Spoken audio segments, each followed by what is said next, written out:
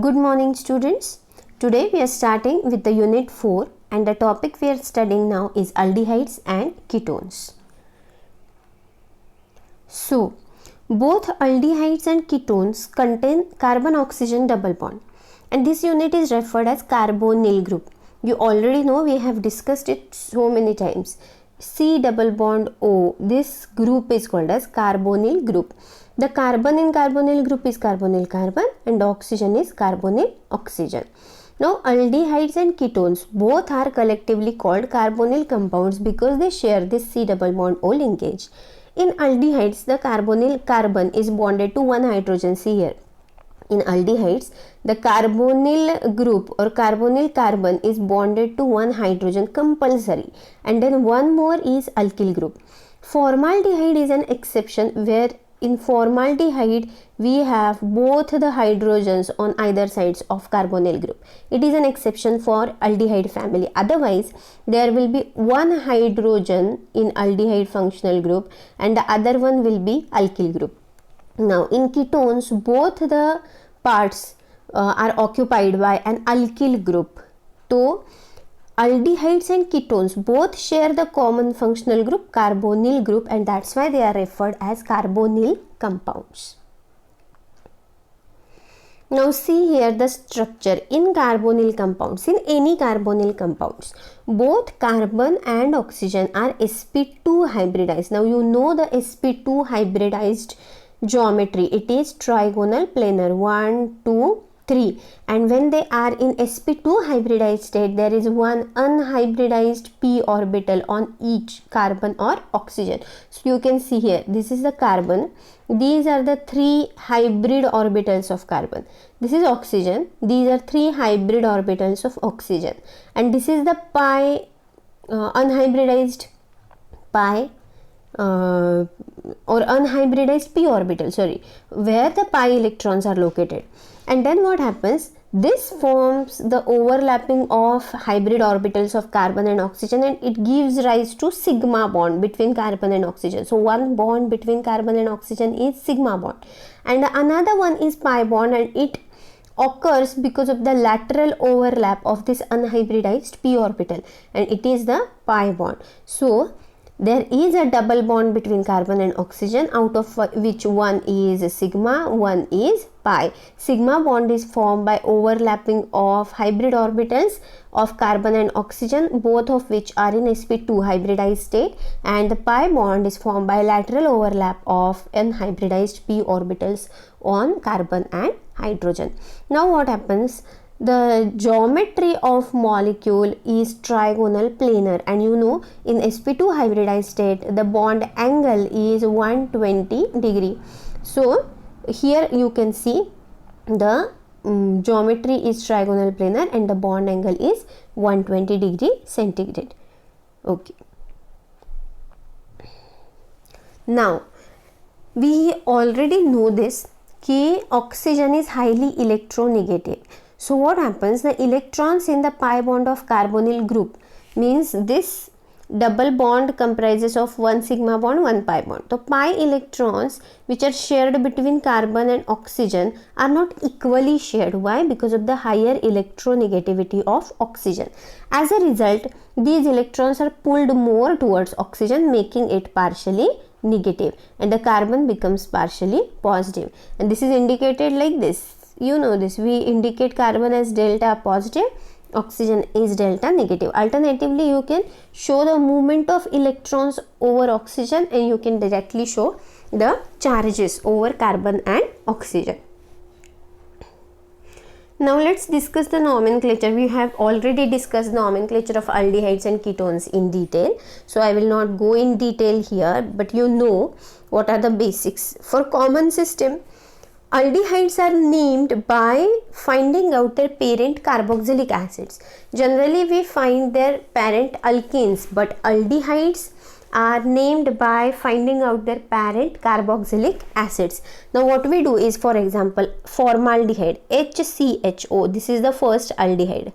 Okay. Now, from which acid it is derived from HCOOH, means formic acid. So what we will do, we will replace the IC acid of acid by aldehyde. So formic acid, see I will write here formic acid.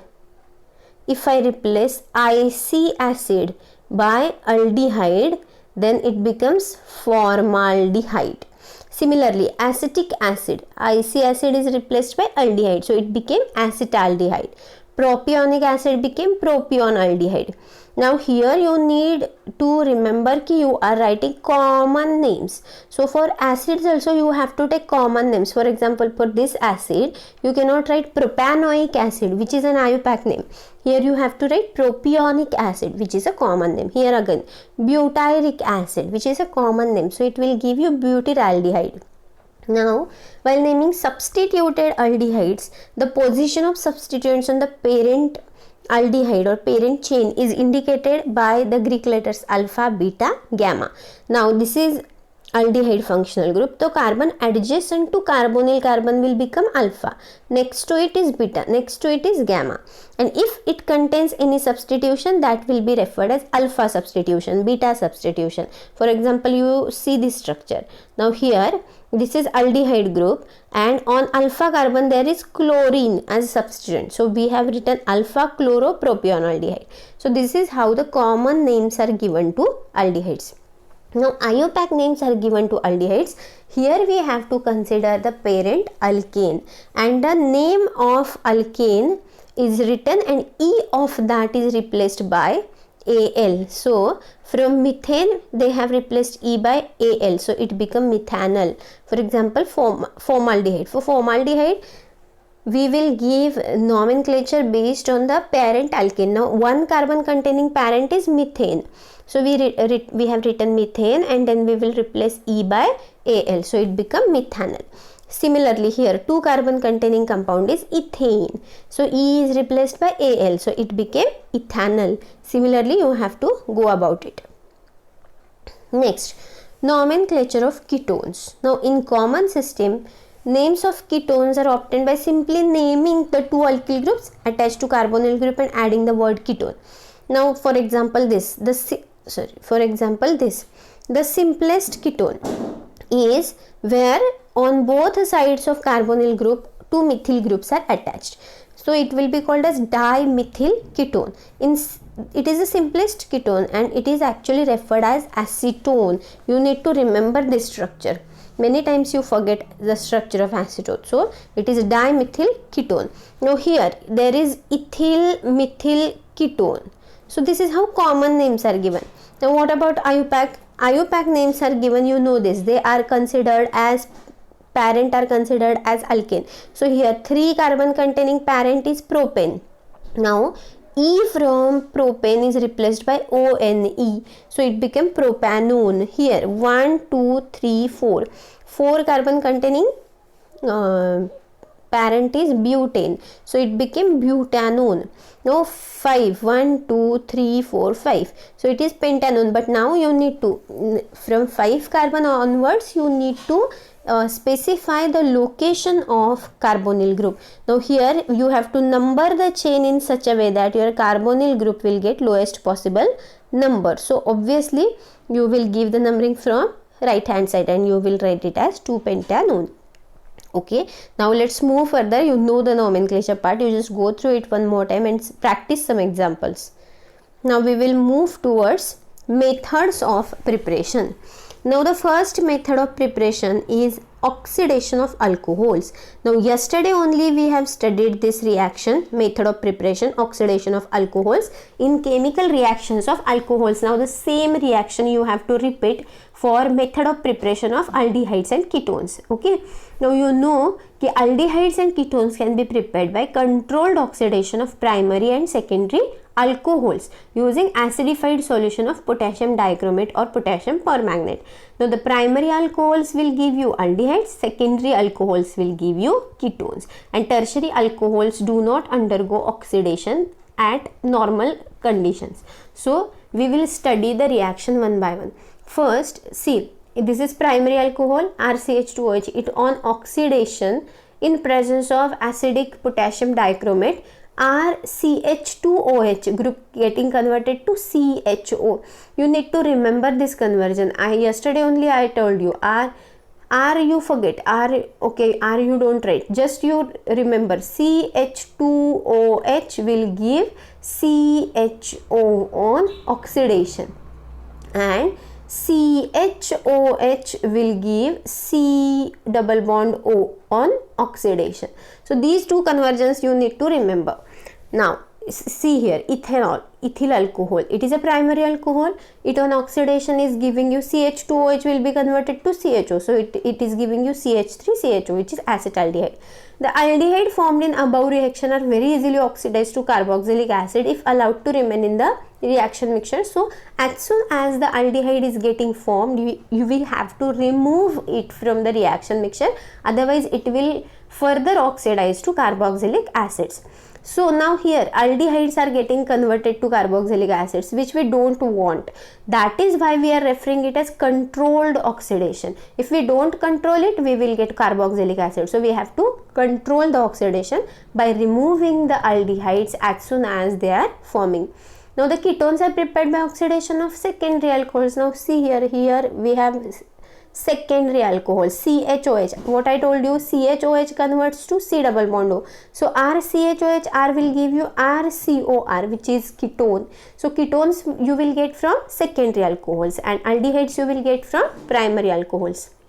Now ketones are not easily oxidized further. As we saw, aldehydes can be oxidized further to carboxylic acids. So it is necessary to control the oxidation process, but ketones are not easily oxidized further, and so they can be obtained in high yield by this method. So this method can be suitable for preparation of ketones on large scale.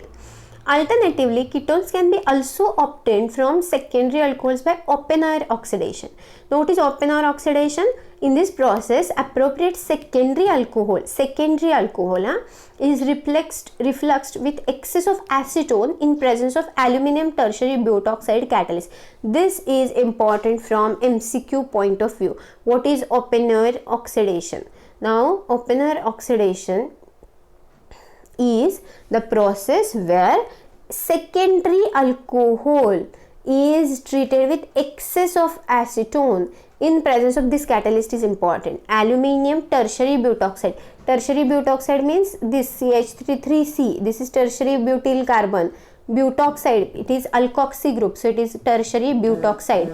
Aluminum tertiary butoxide. Now what is happening is, when you are treating acetone with secondary alcohol, your secondary alcohol is getting oxidized to give you ketone, and your acetone is getting reduced to give you 2-propanol. Okay, so this is how you are converting one alcohol to ketone and one ketone to alcohol. This is called as open-air oxidation. Other reagents which you can use for oxidation reactions are either you can use alkaline KMnO4. Alkaline, generally we use acidic KMnO4, but alkaline KMnO4 can also be used for oxidation. Then chromic acid can be used for oxidation, but chromic acid you cannot use directly. You have to prepare it in situ from chromium trioxide or sodium dichromate with sulfuric acid. Then pyridine chlorochromate means PCC. This reagent we have studied yesterday when we were discussing chemical reactions of alcohols.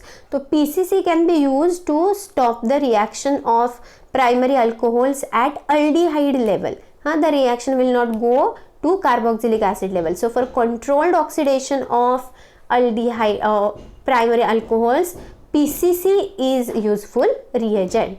Okay. Next reaction we will discuss is catalytic dehydrogenation of alcohols. Now, aldehydes may be prepared by passing the vapors of primary alcohols over copper catalyst heated to about 300 degrees centigrade. Yesterday we have discussed this reaction also in the chemical reactions of alcohols. This is the same reaction. Primary alcohol will give you aldehyde, secondary alcohol will give you ketone. Now, here you can see the reaction. Primary alcohol, RCH2OH will give CHO, and CHOH will give you C double bond O. So this is the same reaction. Okay. Next, Third reaction we will see is oxidation of alkenes, which is also called as ozonolysis, because we are using ozone as the reagent. Now when alkenes, for example, here you see they have taken example of 2-pentene. Now here there is a double bond.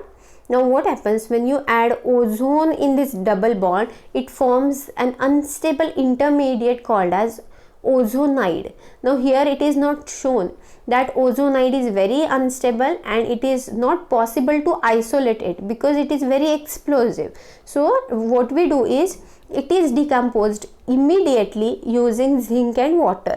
Now when you decompose the ozonide using zinc and water, what happens is the fragmentation occurs and you get two products out of one alkene. So what you have to remember is while writing the reaction, you just need to split the double bond and just attach oxygen on both sides of the fragments, retaining the double bond. You will not remove the double bond, you will keep the double bond as it is, and on both the sides you will attach the oxygen. So from 2-pentene you will get propanol and acetaldehyde. So this is how ozonolysis can be done. But the problem here is if you take unsymmetrical alkene like 2-pentene, you are getting a mixture of propanol and acetaldehyde, means you are getting a mixture of aldehyde and both aldehydes are there. It is propanol means propionaldehyde and acetaldehyde. So you are getting mixture of aldehydes which is not desirable. So this can be avoided if you start with symmetrical alkene like 2-butene. Now 2-butene is a symmetrical alkene. So if you split the double bond here, what you will get is CH3CHO, CH3CHO means 2 molecules of acetaldehyde. So this is okay. Ozonolysis is a good preparative method, is not actually not a good preparative method because this leads to mixture of carbonyl compounds. But if starting alkene is symmetrical, then only one carbonyl compound will be obtained. Now moving further, we will discuss hydration of alkynes. Now hydration of alkynes. Now alkynes, the first member of alkyne family is acetylene. So here you can see acetylene, CH triple bond CH. This acetylene when is hydrated means added water in presence of mercuric sulfate and sulfuric acid, it leads to formation of an unstable intermediate.